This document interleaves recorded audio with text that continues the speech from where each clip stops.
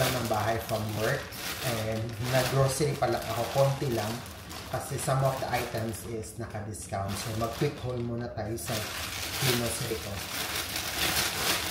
So, ito, binili ko siya, roasted seaweeds.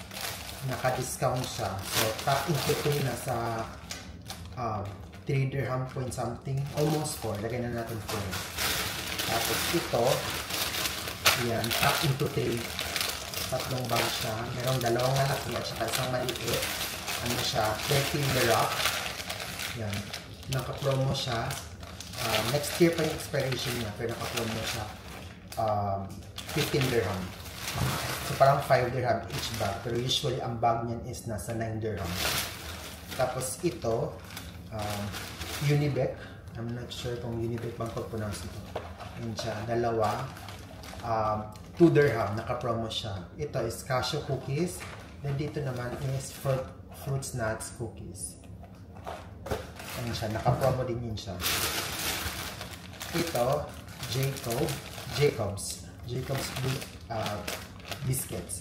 So, pwede siyang lagyan mo ng tuna, cheese, chicken. So, 2 dirham. 2.50. Tapos, bumili ako ng gulay. Yan siya. Kasi gagawa ako ng ginataang kalabasa. So, yan. Pero hindi ko siya gagawin ngayon. So, siguro after a few days ko pa siya gagawin. Pero since dumaan ako, so bumili lang ako. Then, ito coffee. So, as you can see, I lose some weight. So, black coffee yung ginagamit ko. Without cream and sugar. Tapos, since gagawa ako ng ginatang kalabasa, bumili ako ng coconut milk. Then, bumili ako ng squid balls and crab balls. Yes, crab balls. Squid balls and crab balls. It's been months na, o siguro years na siguro, since the last time kumain ako ng paa ng manok. So yun, bumili ako. Then, papakulan natin siya tonight. Then, lulutuin natin siya siguro by tomorrow. Ano natin siya, i-adobo natin. Adobong paa ng manok. So ito lang muna binili ko. Ito lang muna for now. Then, aayusin natin yung paa ng manok. Tatanggalin natin siya ng koko, tapos papakuluan. Then, bukas natin lulutuin. Masarap yun siya. Ako nabalik sa plastic. But anyways, yun lahat na nabili ko. So, pakulo muna ako ng manok. Okay.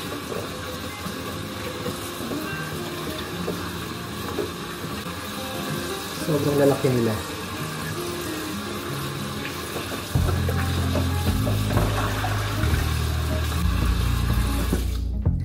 Tanggalan natin sila ng koko.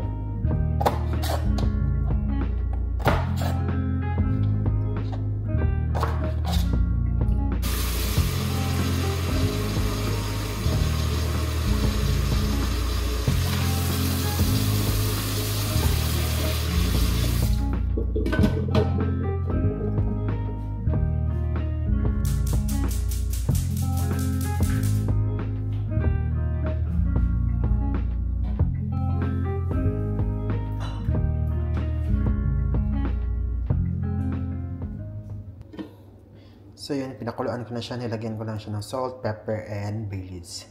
And wait na lang natin kumulo. Then, set aside natin siya kasi tomorrow pa natin siya lulutuin. So ayan, tayo na lang muna natin kumulo. Kumukulo na siya. Ayan. Hindi pa siya ganun malambot, pero mga 30 minutes na siguro to siya kumukulo, or 35 minutes, something like that. So, hintayin natin magbawas konti yung tubig. Then, set aside natin siya para lutuin or adobohin tomorrow or the next day. So, yan. Hi guys, good morning. Ngayon, nire-ready ko na yung mga gamit kasi mag-start na tayo magluto ng paa ng manok. So, last night, pinakuluan ko na siya para lumambot. Ngayon, lulutuin na natin siya. Gigisahin na natin siya.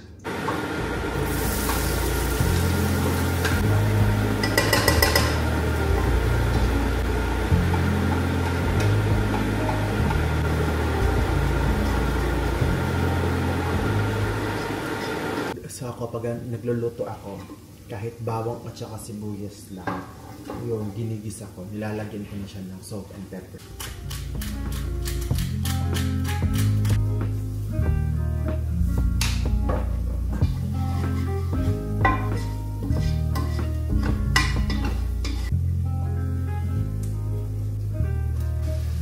Ito, sobrang lambot na niya.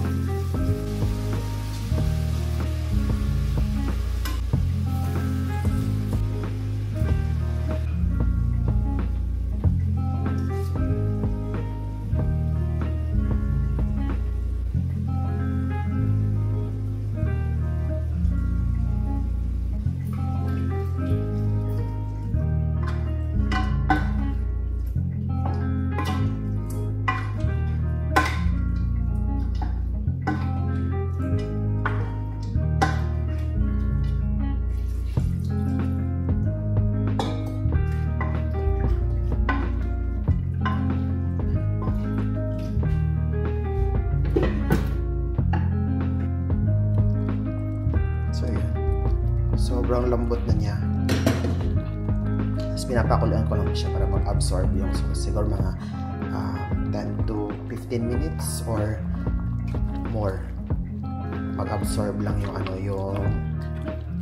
yung sauce sa manok. Sobrang lambot niya kasi natatanggal. Ito yung gusto ko, yung natatanggal na. So okay na yan. Hintayin lang kumulo.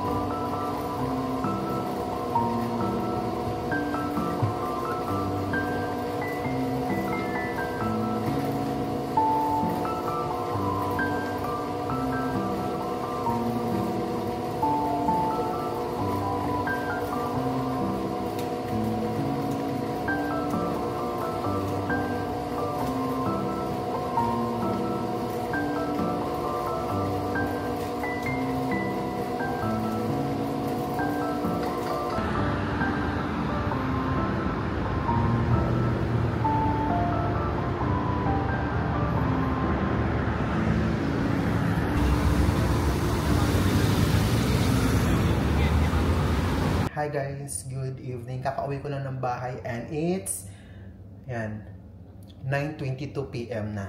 Kakauwi ko lang talaga. Then tikman natin yung niluto kanina, yung paano manok. Ininit ko muna siya para mainit-init natin siya kakainin. Tapos tikman natin. Magmumukbang tayo. Yan. Hintayin na lang muna natin siyang uminit. Then ayun, start na tayo kumain. Kasi gutom na ako. Yan, paano manok, kain tayo guys. Oh, sobrang dami. Ha? Ang dami pala nito.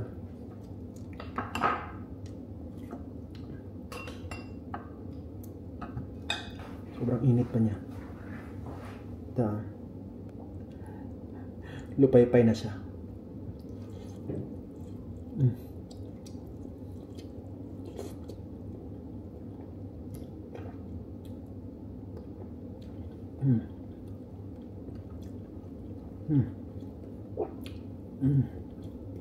Sarap.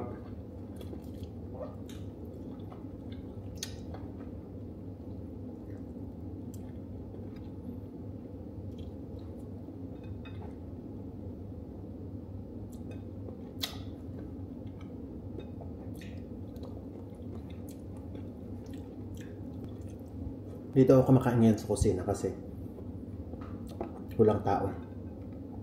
Kaso nga lang walang upuan. Yan.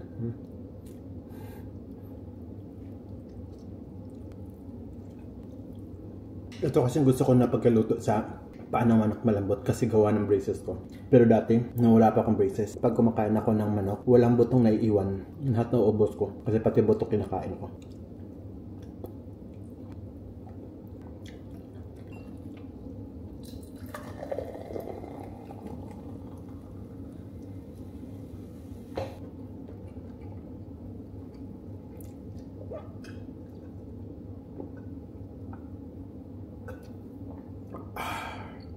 Sarap. So,